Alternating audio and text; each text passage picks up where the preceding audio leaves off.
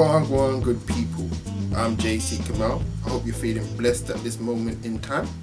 Welcome to the Sports Selection, episode 2, NFL at Regent Street. Yep, a couple of weeks ago, I went up to Regent Street to take in the extravaganza that they had going on at Regent Street. It was a good day, a bit rainy actually, but it was a nice day nonetheless. It was a couple of weeks ago, but it's taken me a couple of weeks to get it up to YouTube because I had a few problems with my YouTube page and all kinds of madness that I'm not going to go into right now. A bit boring. What I will go into is, on the day, I was a bit apprehensive about going up there because I had a few things to do during the daytime and I was running a bit late. So I thought I might not get any good footage, but I did. About 2 minutes into getting there, I see Jason Bell and O.C. Umenyiora from the BBC's NFL show, and of course they played NFL games in their career and what have you. So that was a nice little opening to the day's festivities. I filmed them a bit, get to hear some of O.C. swearing. Also, I had a little bit of a walk around, saw some of the things that they were doing for the young people, which there's some footage of, as well as there was a live band. There was a couple of live bands, but I missed them all, you get me. But the one that I saw, they were quite good. Brand new something, I'm not sure. And you can't Shazam them as well because they're doing a cover of Beyonce's Crazy in Love. But you can probably Google them and we'll find out what band was performing at the end of the NFL at Regent Street.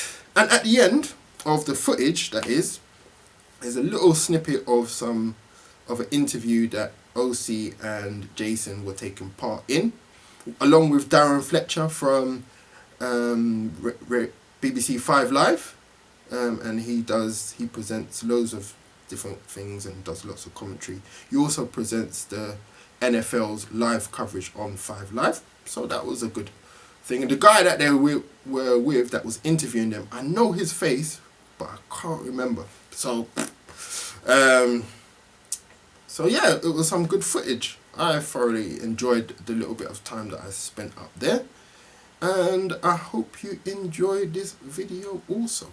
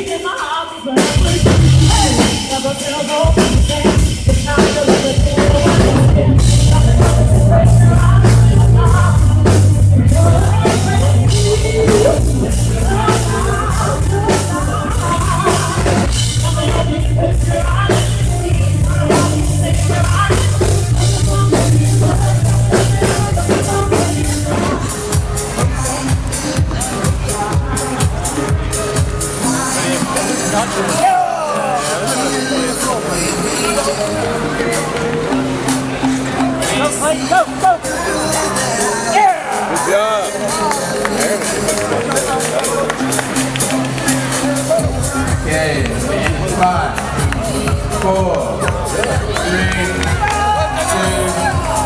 1.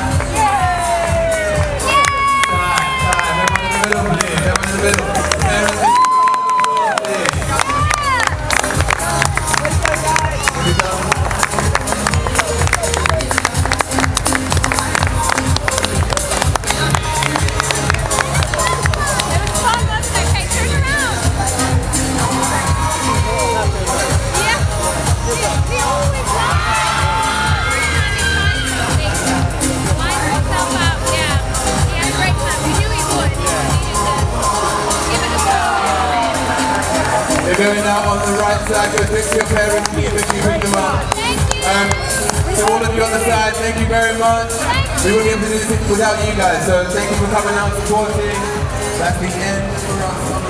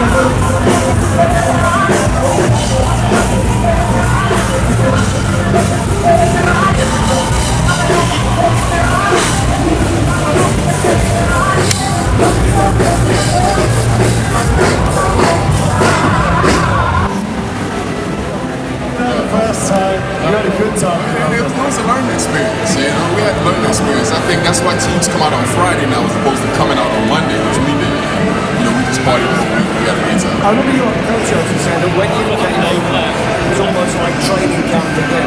Your team at that point needed to be galvanised, needed to come together again. And using London as the way to do that, you could kick on from there. So you could look at the situation with the Colts and the Jaguars, two teams who would like to have better records at this stage.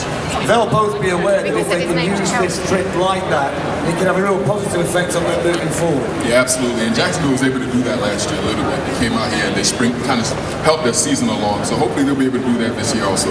Where's the game going to be won and lost for you, Jason, tomorrow at Wembley Stadium? You know, for me, it's defensively, the Colts have to handle the receivers for Jacksonville. And I like the kind of the scheme that they're starting to do with 3 safety rotation to cover those 3 guys down there. That's where it's going to be won and lost for me. It's going to be some pressure on Gus, isn't there, already? I mean, you don't feel it. It's going to... Surely they like to talk about blocking out the noise. Yeah. But it's difficult. It's hard. I mean, and the worst thing about it is this is an outstanding football coach and a great person. So people want to see him succeed. People want to see him do well. But for some odd reason, this year they haven't put it together. Everybody's expecting the Jacksonville Jaguars to take that step forward this year. Haven't done it so far. But who knows, man? This might be what they need. A little trip out here. Surprising, isn't it, when you see the talent on the Jacksonville roster? There were lots of people's dark horses this season. season. A lot of people had a look at them and tipped them to win in the South. Can you put your finger on why it's not worked for them so far this season? You know, maybe that's what it was. Maybe it was the pressure where everyone was telling them how good they were going to be. Maybe they thought they were going to go out and just roll over people. I'm not sure, you know, but they have the talent, you know, and they're a loaded team, but they just got to put it together and figure it out. Leadership needs to kick in. Yeah, they only have 2 players over 30 years old on that team. 2 players. So a lot of people like to go young. They like to go with, you know, young players, but that experience is necessary sometimes. Sometimes you need a veteran presence to tell you or to get you out of certain situations, and that's not what's happening. It's often said, though, isn't it, that when you've got the talent on the roster, sometimes it doesn't all work. We see this with the Dallas.